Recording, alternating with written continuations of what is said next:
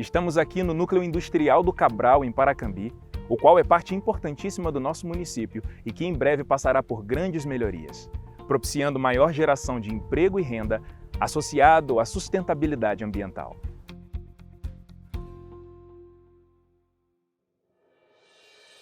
Promover o crescimento econômico, industrial e comercial do nosso município em harmonia com a sustentabilidade socioambiental é nosso compromisso. E atualmente, a Prefeitura de Paracambi desenvolve diversas ações para fomentar o desenvolvimento e melhorar a vida da nossa população. Começando pelos núcleos industriais, onde atualmente já funcionam algumas indústrias e que em breve novas empresas estarão se instalando e se desenvolvendo.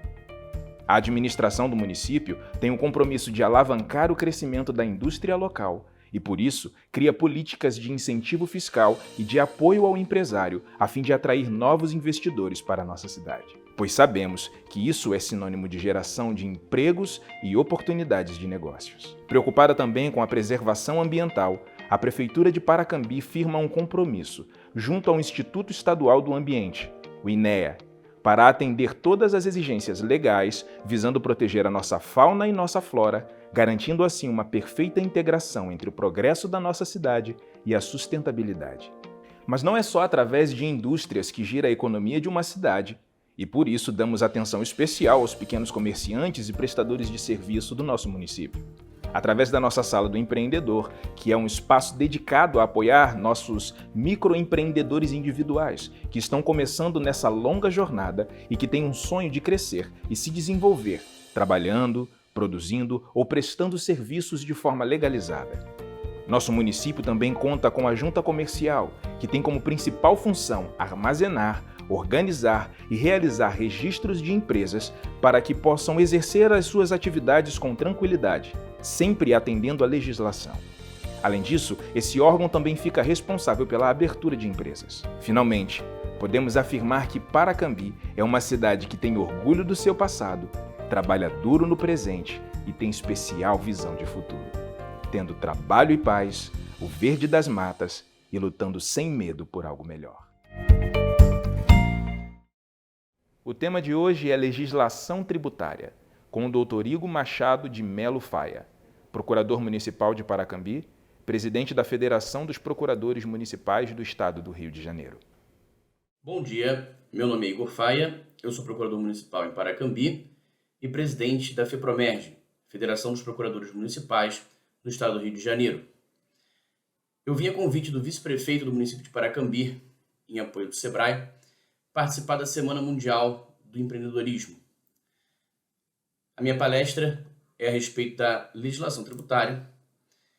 De acordo com a Lei Municipal 1527 de 2021, ela acontece do dia 18 ao dia 25 de setembro, anualmente. Bem, falar de direito tributário é muito fácil para mim, é uma matéria que eu tenho muito prazer. Eu tenho especialidade em direito tributário, eu trabalho com direito tributário no meu dia a dia, tanto na procuradoria quanto no meu escritório. E hoje eu venho trazer alguns aspectos que interessam ao empreendedor. O direito tributário, para muitas pessoas, parece um bicho de 7 cabeças. E a gente precisa entender aonde está o direito tributário e o que ele representa para o empresário. Bem, o direito tributário ele está localizado dentro do direito público. O direito ele é dividido em público, privado e processual. O direito público, na verdade, o direito tributário ele surgiu de dentro do direito administrativo. A gente tem direito público, dentro do direito administrativo, dentro do direito tributário. Hoje, o direito tributário ele é um ramo autônomo. Volto a dizer, dentro do direito público, dentro do direito administrativo, hoje a gente tem o direito tributário, que é uma cadeia absolutamente autônoma. A gente, inclusive, tem um microsistema do direito tributário com suas regras próprias. Bem, existe um arcabouço legislativo que rege o direito tributário. E na hierarquia de normas que rege o direito tributário, o topo da pirâmide, nós temos a Constituição Federal. Abaixo, nós temos as leis complementares. Abaixo, as leis ordinárias. Abaixo, nós temos as resoluções, as portarias e as demais instruções normativas. Bem, é importante ressaltar que é um tributo? Bem, tributo é toda prestação pecuniária, compulsória, em moeda ou cujo valor nela se possa exprimir, e que não consista sanção de ato ilícito, instituída em lei e cobrada mediante atividade administrativa plenamente vinculada. Ora, o que é isso? Isso é definição legal. Isso está no artigo 3º do Código Tributário Nacional, que é uma lei complementar. Tá? Bem, tributo é toda prestação pecuniária. Pecuniária, que importa pagamento de valor, dinheiro. Compulsória. Compulsória é porque não existe voluntariedade. É uma obrigação. Não existe uma facultatividade, uma voluntariedade. É obrigatório. É uma imposição legal. Em moeda ou cujo valor que nela se possa exprimir. Ora, não existe uma obrigação incerta. Ah, eu não sei quanto tributo eu tenho que pagar. Não, o valor é certo. Você sabe o quanto você tem que pagar. Que não constitua sanção ou ato ilícito. Ora, uma multa, por exemplo, não é um tributo. Uma multa é uma penalidade. O tributo é algo que você tem que pagar por uma atividade lícita. Quando você compra um carro, quando você compra um apartamento, quando você presta um serviço, quando você ofere renda, isso tudo faz fato gerador para a incidência de tributos. Então, tributo é sempre que você faz um ato lícito, acontece um fato gerador, isso gera uma base de cálculo, a incidência de uma alíquota, e esse ato lícito vai dar origem a uma tributação. Tem que ser instituído por lei. Ou seja, esse princípio chama-se princípio da reserva legal. É um princípio que preserva o contribuinte. Não pode, aleatoriamente, criar-se um tributo de um dia para a noite sem que haja uma lei. A lei, ela surge justamente para conferir uma legitimidade democrática na cobrança.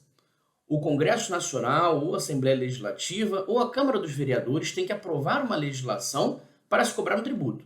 Não se pode, através de uma resolução, de uma instrução normativa, ou da vontade de um prefeito, ou um governador, ou mesmo do presidente da República, instituir-se um tributo. É necessário uma lei com um procedimento formal para se cobrar um tributo. Mediante atividade administrativa plenamente vinculada. Bem, sempre tem uma atividade por trás de um tributo. Seja a prestação de um serviço, seja a compra e venda de um produto, seja a ofereção de renda. A gente vai ver isso um pouco mais para frente. Bem, é importante nessa localização inicial do direito tributário dizer que o direito tributário é um direito de justa posição. O que é isso? Direito de justa posição. O direito tributário, ele se vale de instrumento de outros ramos do direito para conceituar seus próprios conceitos. Explico. IPVA, Imposto sobre Propriedade de Veículo Automotor.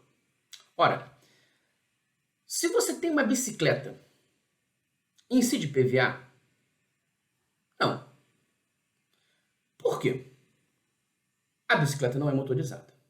Isso parece um pouco óbvio, mas a gente se pega em alguns conceitos porque o direito tributário não define o que é veículo automotor. Quem define o que é veículo automotor é o direito civil. Então a gente tem que ir lá no direito civil para ver o que é um veículo automotor. E isso acontece a todo tempo. Ao longo da palestra a gente vai ver que quando a gente vai definir o que é contribuinte, e a gente vai dizer que contribuinte muitas das vezes é um empresário, quem define empresário é o direito civil. Quando a gente define o que é contribuinte, quem diz o que é contribuinte é o direito administrativo.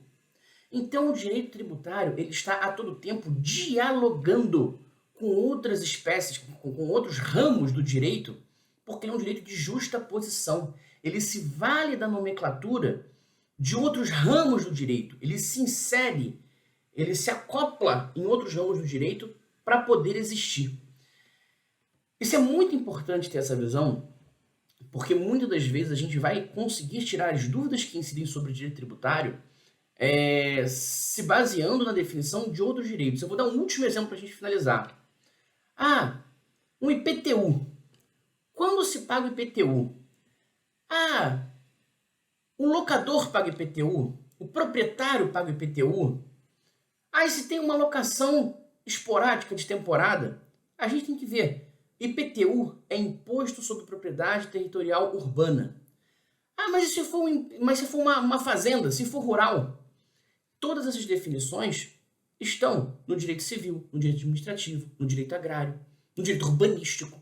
Então a gente tem que ir em cada ramo do direito para ver qual é a definição.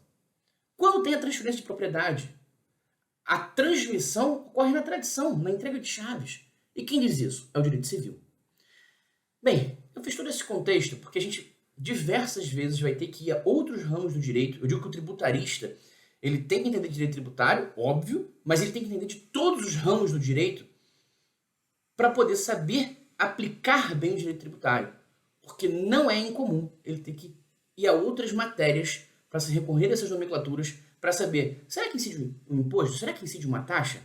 E por falar em imposto e taxa, é importante a gente definir quais são as espécies tributárias que existem no nosso sistema tributário atualmente no Brasil. Tá? Bem, hoje nós temos 5 espécies tributárias. Quem quiser tomar nota, isso está disposto no artigo 145, 148 e 149 da Constituição Federal, artigos 5 e 15 do Código Tributário Nacional. Quais são as 5 espécies tributárias? Eu vou falar de forma bem rápida e explicar depois um por um. Tá? Nós temos impostos, taxas, contribuições de melhorias, empréstimos compulsórios e contribuições sociais. Bem, os impostos são o tributo cuja obrigação tem por fato gerador uma situação independente de qualquer atividade estatal específica relativa ao contribuinte. Por exemplo, imposto de renda. Você oferiu renda, você não tem nenhuma atividade estatal, não tem uma prestação de serviço, o Estado não está te dando absolutamente nada e você tem que tributar. Por quê? Porque está na lei. Essa é a única explicação. É coercitivo, é compulsório, aquela definição do artigo 3º do Código Tributário Nacional. Bem, esse é o imposto. Um exemplo de imposto de renda, IPVA, IPTU, ISS, imposto de importação, imposto de exportação. A gente vai ter a oportunidade de falar de alguns outros deles mais para frente. Taxas. As taxas, elas existem em razão de um exercício de poder de polícia, como por exemplo uma fiscalização, tá? Ou pela utilização efetiva ou potencial de serviços públicos específicos e divisíveis. Como, por exemplo, uma coleta de lixo. Se o poder público tem uma coleta de lixo, é um serviço público em que você paga uma taxa pelaquela coleta. Bem, são prestados opostos à disposição do contribuinte. Essa parte é muito importante. E se eu fizer minha própria coleta de lixo, eu posso não pagar a taxa? Não, o só fato dela estar à sua disposição é obrigatório o pagamento da taxa. Tá? Bem, a taxa de licenciamento ambiental é um clássico exemplo de taxa. Vamos partir para a próxima espécie tributária. Contribuição de melhoria. Bem, a contribuição de melhoria é quando o poder público faz uma obra que vai valorizar o seu imóvel. Então, digamos que você tenha uma casa numa rua de pavimentação de paralelepípedo, tá? Essa casa vale 100 mil reais. E o poder público resolve asfaltar aquela rua. Aquele asfaltamento vai valorizar a sua casa em 20%. E a sua casa vai passar a valer 120 mil reais. Essa melhoria que o poder público está fazendo, que vai implicar numa majoração do valor do seu imóvel, pode ser cobrado pelo próprio poder público, como uma forma de ressarcimento. E isso é um tributo. Ele é compulsório, é em moeda cujo valor nela se possa exprimir, não constitui sanção ou ato ilícito, tem que ser instituído por lei, e é uma atividade administrativa propriamente vinculada. Então, o asfaltamento é um clássico exemplo. Bem, quarta espécie tributária, empréstimos compulsórios. Empréstimos compulsórios, eles hoje estão caindo em desuso. Há muito tempo não se tem um exemplo de empréstimo compulsório, tá? Ele virou quase um exemplo de livro. Acho que o último grande exemplo que a gente tem foi o caso da Eletrobras. Quando o governo ele precisa gerar caixa, ele precisa fazer dinheiro e ele compulsoriamente faz com que você empreste dinheiro para ele.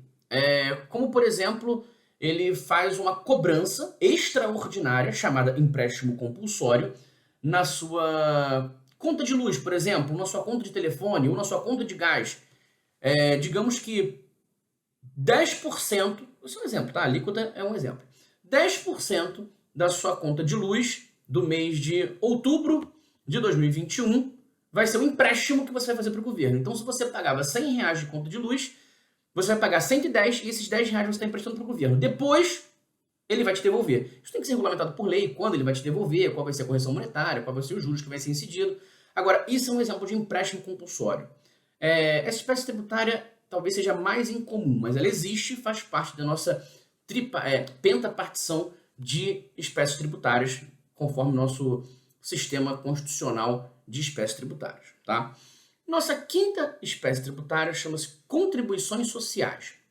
Bem, as contribuições sociais são pagamentos compulsórios também de destinação específica do produto arrecadado com finalidade determinada. Bem, o clássico exemplo que a gente tem é o custeio da Previdência. Nós temos o Regime Geral de Previdência com o INSS, Instituto Nacional do Seguro Social. Nós contribuímos, todos os empregados do regime geral contribuem para o INSS para no futuro terem uma aposentadoria. Essa contribuição é uma espécie tributária e constitui a nossa quinta espécie de tributo. É uma espécie, né, de tributo, a contribuição social, mas tem outras. Tem a contribuição para o Sistema S, para o SESC, para o SEBRAE, e é uma forma de custeio de determinadas atividades. Eu dei o exemplo do INSS porque é a mais comum e é a forma de custeio da Previdência do regime geral, tá? Bem, nesse momento, eu vou passar a falar agora sobre competência tributária. Competência tributária é quem tem atribuição constitucional para cobrar tributo. Quem pode cobrar? Bem, quem tem competência tributária são os entes federativos, que hoje se dividem em 3 esferas: União, Estados e municípios. Distrito Federal também, naturalmente. E cada um tem a sua competência determinada pela Constituição Federal, pelo nosso ordenamento jurídico. Então a União tem seus próprios impostos, tem suas próprias taxas, tem suas próprias contribuições. Os estados a mesma coisa, os municípios as mesmas coisas. Eu vou dar um exemplo de um imposto de cada um dos entes, só para a gente ter a título de exemplo. Bem, na União, a gente tem imposto de importação, imposto de exportação, e é até natural que fique com a União, né? Não faz sentido o Estado e o município regularem impostos de importação e exportação se a gente está fazendo tráfico de mercadorias com outro país. Imposto sobre IPI, propriedade industrial. Quem regula isso no Brasil inteiro é a União. Bem, vamos para o Estado. No Estado a gente tem o ICMS, que é Imposto sobre Circulação de Mercadoria e Serviço. A gente tem o IPVA, que é Imposto sobre Propriedade de Veículo Automotor. No município, a gente tem o ISS, que é Imposto sobre Serviço, ou ISSQN, Imposto sobre Serviço de qualquer natureza. Temos também o IPTU, que é o Imposto sobre Propriedade Territorial Urbana. Temos também o ITBI, que é Imposto sobre Transmissão de Bens Imóveis. Enfim, eu só queria dar exemplos de impostos de União, Estado e município. E além disso,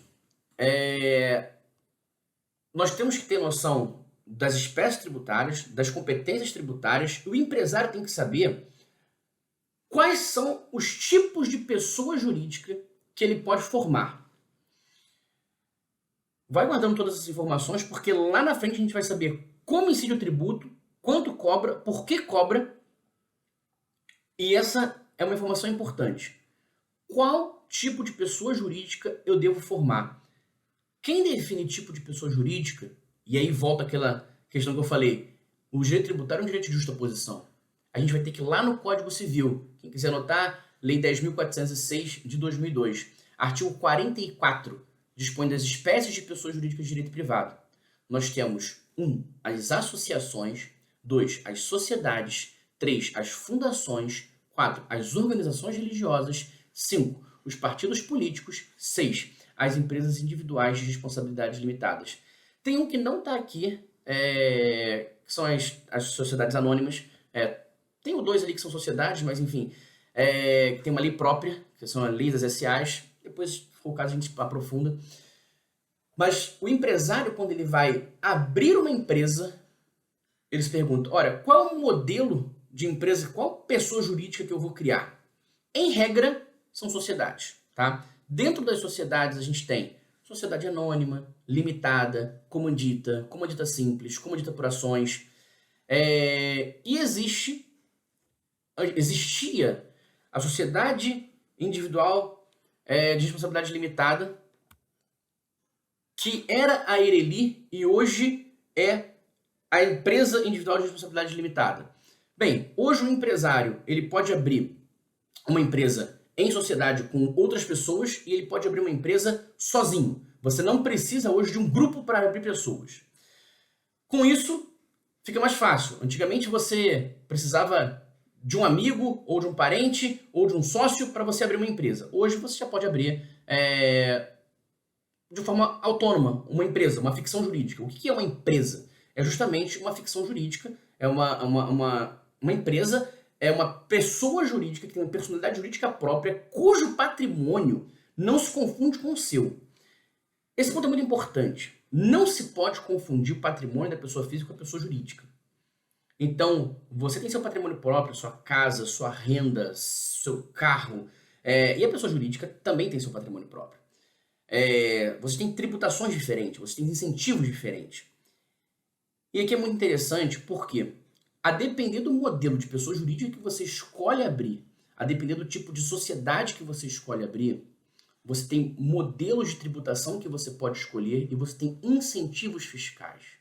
E eu acho que esse é talvez o principal ponto dessa nossa palestra. Eu estou aqui para facilitar e mostrar para vocês que a legislação tributária ela vem caminhando para facilitar o empresário a abrir negócios no Brasil. O Brasil é conhecido por ser um país extremamente burocrático, tanto no seu sistema tributário quanto no seu sistema administrativo. Abrir uma empresa no Brasil sempre foi muito difícil. Fechar também sempre foi muito difícil. Tributar sempre foi muito difícil. Só que a gente, aos poucos, vem melhorando isso, gradativamente, através de legislação. Óbvio, a gente fica sujeito ao princípio da reserva legal. E eu vou mostrar para vocês como isso tem se desenvolvido. Tá?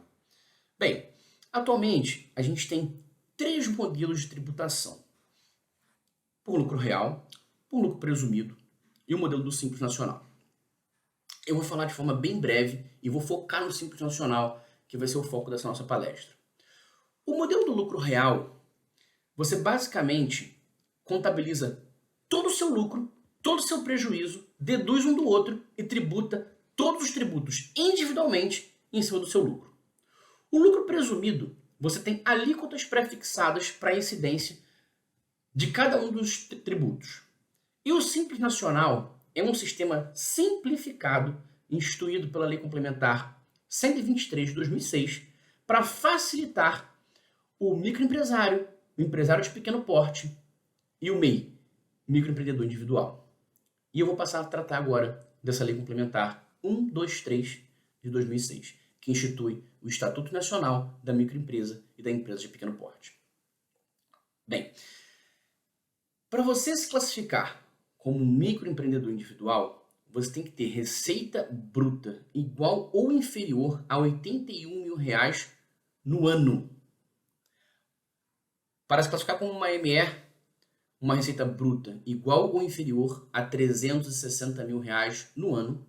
E uma EPP, empresa de pequeno porte, uma receita bruta igual ou inferior a 300, ou melhor, você tem que estar entre 360 mil e 4.800.000 no ano. Tá? O que é receita bruta, Igor? Bem, considera-se receita bruta para fins do disposto nesse artigo o produto de vendas de bens e serviços nas operações de conta própria, o preço dos serviços prestados e o resultado nas operações em conta alheia, não incluídas as vendas canceladas e os descontos incondicionais concedidos. Essa é a definição de receita bruta pelo artigo 3º, parágrafo 1º da Lei Complementar 123 de 2006. Tá? Essa lei, ela nasce para dar um tratamento diferenciado, favorecido para todas as microempresas, empresas de pequeno porte, no âmbito da União, dos Estados, Distrito Federal, município. Especialmente no que se refere. Artigo 1º, inciso 1º, apuração e recolhimento de impostos, contribuições da União, do Estado, do Distrito Federal e dos municípios, mediante regime único de arrecadação, inclusive obrigações acessórias. Nesse ponto é importante fazer uma pausa. Enquanto o empresário que recolhe pelo lucro real e pelo lucro presumido, ele tem que se preocupar em recolher imposto por imposto, ME, EPP e MEI tem um regime único de arrecadação. Isso é importantíssimo. Numa guia única, você consegue recolher para todos os entes federativos. Lembra quando eu falei de competência tributária? Que cada ente possui um imposto? Então, por exemplo, se você é um empresário, você vai pagar um imposto de renda para a Receita Federal. Você vai pagar um IPI para a Receita Federal. Você vai pagar um ICMS, por exemplo, para a Receita Estadual. Você vai pagar um ISS, um IPTU para a Receita Municipal. Então você tem que ter um relacionamento e um cuidado com todos os entes federativos, União, Estado e município, onde estão localizados os seus estabelecimentos. Quem opta e quem se enquadra naturalmente no regime simplificado de tributação chamado Simples Nacional tem um regime diferenciado e favorecido com um regime único de arrecadação.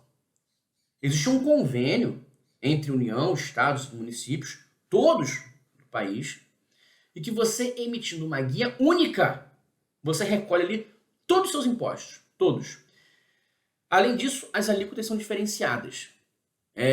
Enquanto no lucro real e no lucro presumido você tem alíquotas maiores, normalmente, dependendo da atividade, no Simples Nacional você tem tabelas no final dessa lei complementar, 123 de 2006, com alíquotas progressivas e favorecidas, a depender do seu rendimento, a depender do seu faturamento anual. Tá? Justamente por isso, é um regime diferenciado. O governo fez isso para facilitar o pequeno empresário. 2. Além disso, esse sistema de tratamento diferenciado e favorecido, ele favorece o cumprimento de obrigações trabalhistas e previdenciárias, inclusive no que tange a obrigações acessórias. O que são obrigações acessórias? O direito tributário ele impõe obrigações principais e obrigações acessórias. As obrigações principais são pagamento de tributos. As obrigações acessórias são obrigações que você tem que fazer, são obrigações de fazer, você tem que fazer alguma coisa ou declarar alguma coisa que não necessariamente implica em pagamento. Tá? Então, por exemplo, a declaração anual de imposto de renda, ela na verdade o nome completo dela chama-se Declaração de Imposto de Bens e Rendas. Você tem que declarar todos os bens e renda que você tem, para depois recolher o imposto. Veja bem, não basta recolher o imposto, você tem que informar todos os seus bens. Isso é uma obrigação de informação. As obrigações acessórias, elas são diversas. Procure um contador, ele é especializado nisso, e você vai descobrir GFIP. São diversas obrigações acessórias que você tem junto à Receita Federal. E com diversos entes, não só a Receita Federal, Receita Estadual, Receita Municipal. O sistema diferenciado do Simples Nacional garante que as obrigações tributárias, as obrigações trabalhistas e previdenciárias também sejam facilitadas no que tange às obrigações acessórias. Ou seja, um documento único, você também consegue emitir todas as obrigações acessórias. Você não precisa, sua empresa não precisa ter relacionamento com todas as receitas, com todos os entes. Um documento único, facilitado, você consegue preencher todas as informações que você precisa. 3. Acesso a crédito de mercado, aquisições de bens e serviços pelos poderes públicos. 4. Cadastro Nacional Único de Contribuintes. Esse sistema facilitado às empresas do Simples Nacional, dispensadas essas empresas, facilita inclusive contratação com os poderes públicos. Eu não vou me aprofundar nesse tema de licitações e contratos, mas para você contratar com o poder público, município, estado, união, é necessário participar de uma licitação. É um chamamento público, onde as empresas participam para saber quem tem o melhor preço, o melhor produto, o melhor serviço. É um procedimento formal. Existe todo um microsistema de licitações e contratos. Existe, em Paracambi, existe uma procuradoria específica para isso. O poder público não pode contratar quem ele bem entenda, até por conta dos princípios da impessoalidade, da isonomia. A gente tem que contratar, o poder público tem que contratar a melhor proposta, sempre. Mas existe um tratamento diferenciado para microempresa, empresa de pequeno porte e MEI. Por exemplo, em caso de empate, se uma grande empresa empatar com uma pequena empresa, no desempate a pequena empresa tem preferência. Isso tudo faz parte desse microsistema da pequena empresa, empresa de pequeno porte e MEI, instituído pela Lei Complementar 123. Bem, é importante saber quem não pode se beneficiar desse tratamento jurídico diferenciado. Porque pelo que eu estou narrando, poxa, então é o melhor dos mundos. Não tem por que eu não optar por esse sistema diferenciado do Simples Nacional. Bem, no artigo 3º, parágrafo 4º da Lei Complementar 123, de 2006, a gente tem um rol de quem não pode se beneficiar desse tratamento jurídico. Tá? Eu vou fazer uma leitura breve, mas basicamente são pessoas jurídicas cujo capital participe outra pessoa jurídica, que tenha filial, sucursal, agência ou representação no país de pessoa jurídica com sede no exterior, cujo capital participe pessoa física que seja inscrita como empresário ou seja sócio de outra empresa que receba tratamento jurídico diferenciado, cuja receita global ultrapasse os limites previstos nessa lei, cujo titular ou sócio participe com mais de 10% do capital com outra empresa não beneficiada por essa lei complementar, cujo sócio titular seja administrador ou equiparado de outra empresa jurídica com fins lucrativos, desde que a receita global não ultrapasse o limite dessa lei. Cooperativas não podem se valer dessa lei. Bancos, sociedades que tenham atividades bancárias, investimentos, desenvolvimentos, caixas econômicas, sociedades de crédito, financiamentos, não podem também. Empresas que resultem em decisão remanescente de outra forma, que também violem qualquer dispositivo dessa lei, também não podem. Sociedade por ações também não podem. E cujos titulares ou sócios guardem cumulativamente o controle contratante do serviço em relação de pessoalidade, subordinação ou habitualidade.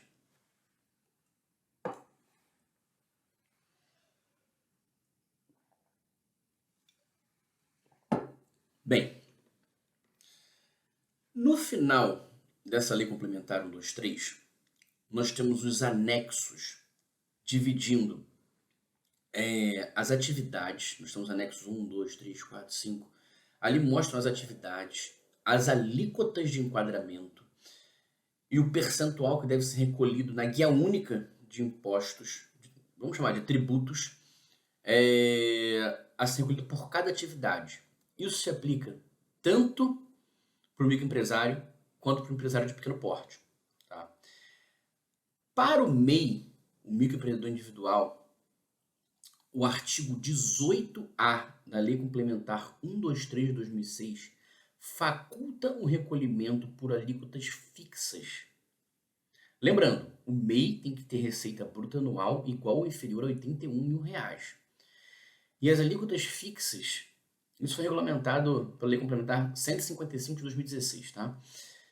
As alíquotas fixas, conforme dispõe o artigo 18A, parágrafo 3º, inciso 5º, alíneas A, B e C, são de 45,65 para as contribuições da Previdência Social, do regime geral de Previdência, tá? O INSS, de R$1 a título de imposto do ICMS e R$5 a título de imposto de ISS. Tá? Quem não pode ser MEI? Os impedimentos do MEI estão no parágrafo 4º desse artigo 18A da Lei Complementar 123 e não poderá ser MEI quem tenha mais de um estabelecimento, quem se enquadre nos anexos 5 ou 6 desta própria lei complementar, quem participe de outra empresa como titular ou sócio administrador, ou tenha a empresa constituída como forma de startup, tá? Esses são os impedimentos para o MEI e, óbvio, aquele que exceder R$ 81 mil de faturamento bruto por ano. É importante, nesse ponto, ficar atento aos impedimentos. Por quê? Tanto do MEI, quanto do ME, quanto do EPP. Às vezes o empresário ele se constitui em determinada forma, mas as empresas elas tendem a crescer, o faturamento tende a aumentar e as empresas tendem a ter uma arrecadação cada vez maior. Hoje você se constitui como MEI. Amanhã você estoura o orçamento do MEI. Se você não fizer um reenquadramento, se você não se enquadrar, vai acontecer uma fiscalização e as multas são super violentas. Se você não comunicar para a Receita Federal, Estadual e Municipal o seu desenquadramento, tanto do MEI, quanto do ME, quanto do EPP. Então, seja por excesso de receita, seja por alguma outra forma de impedimento, é bom você manter seus contratos atualizados nas receitas, nos cadastros municipais, estaduais, federais, para que você não seja refém de uma fiscalização, depois seja multado, venha ter um constrangimento, seja lançado em dívida ativa, venha receber uma execução fiscal. Então é bom estar sempre com os cadastros bem atualizados e não incidir em nenhuma dessas violações. Isso pode implicar em algumas penalidades, isso pode causar ruína do negócio. Às vezes você está com o negócio indo bem, estourou o teto ali do faturamento, ou criou uma outra empresa, ou criou uma startup, ou criou 2 estabelecimentos, isso pode macular a sua atividade, o seu enquadramento. Você talvez não esteja talvez com uma boa assessoria, e aquilo ali depois pode vir multas, juros, correção, e aí torna-se uma dívida impagável. Então, assim, eu estou aqui para incentivar o empresário.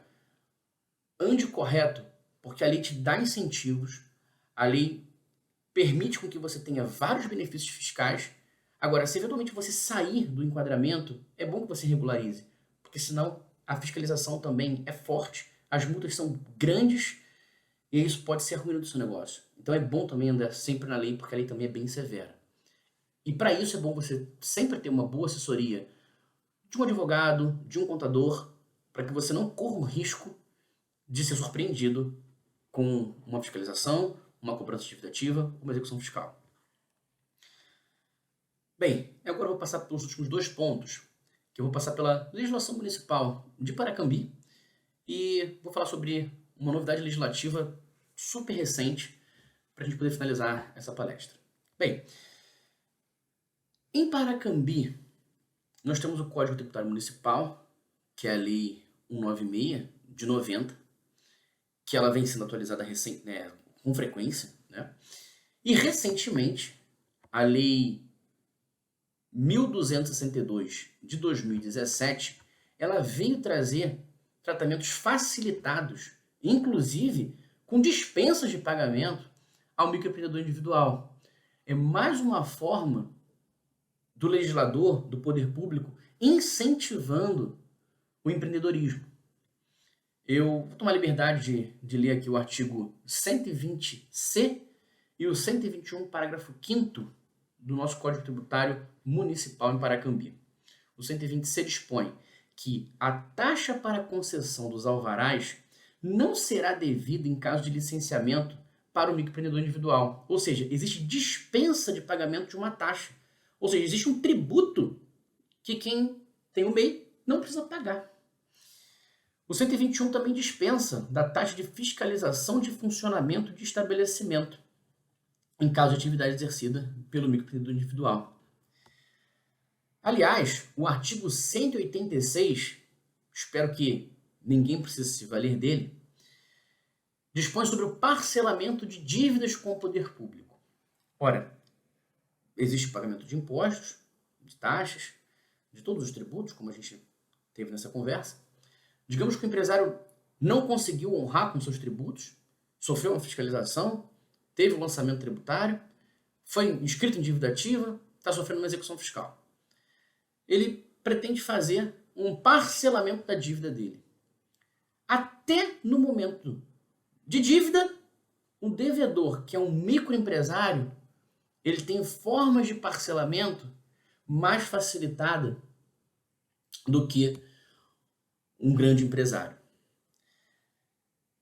O que o legislador está querendo dizer com isso? Ele está querendo dizer que ele está do seu lado. Ele está querendo dizer, empreenda. Ele está te dando várias chances, várias colheres de chá, como diz o popular, isentando de taxa, de fiscalização, regime tributário diferenciado, regime único de recolhimento, parcelamento diferenciado em caso de dívida. E agora tem uma novidade legislativa, que é a Lei 14.195, de 26 de agosto, não tem nem um mês a lei, de 2021, claro, que alterou o artigo 1142 do Código Civil. O parágrafo 2º dispõe: quando o local onde se exerce atividade empresarial for virtual, o endereço informado para fins de registro poderá ser, conforme o caso, o do empresário individual ou de um dos sócios da sociedade empresária. Ou seja, nesse caso, em que não existe uma sede física, é possível você dar o seu próprio endereço residencial. Bem, quando você não precisa de uma sede física também para atender um cliente, para atender o seu público, mas se for uma prestação de serviço virtual, um serviço remoto, que vem a calhar inclusive com o momento que a gente está vivendo de pandemia, o legislador veio a facilitar agora, há 3 semanas atrás, permitindo que você declare, você precisa de um endereço registrado nos órgãos de controle, na prefeitura, você pode dar seu endereço residencial. Então, assim, é mais uma facilidade para o empreendedor. É mais uma vez o governo apoiando o empresário e dizendo, vem empreender, vale a pena. Eu acho que o Brasil vem passando por um momento em que a gente está passando de uma gestão burocrática, está acendendo uma luz falando, peraí, quem move o país é o empresário. Então a gente tem que incentivar o pessoal, a gente tem que incentivar quem tem um espírito empreendedor a empreender, porque senão o Brasil fica estagnado. Então, todas essas leis que eu citei, a lei de Paracambi agora é de 2017, a gente tem outra lei de incentivo de 2019. Essa novidade legislativa do domicílio fiscal do MEI é de 2021. Então a gente vê que a legislação ela está se atualizando ano após ano, mês após mês. Toda hora tem uma novidade legislativa para melhorar o ambiente para o empresário. Eu acho que o objetivo principal dessa palestra é deixar um recado para vocês. O sistema tributário brasileiro, ele não é para amadores. É bom que você esteja calçado de um bom contador, de um advogado, mas ele está se tornando cada vez mais fácil, cada vez mais incentivador para que você possa empreender. Ele está dando cada vez mais oportunidades para os empresários crescerem. Antigamente o objetivo era só arrecadar. Hoje o objetivo é andar de mão dada com o empresário.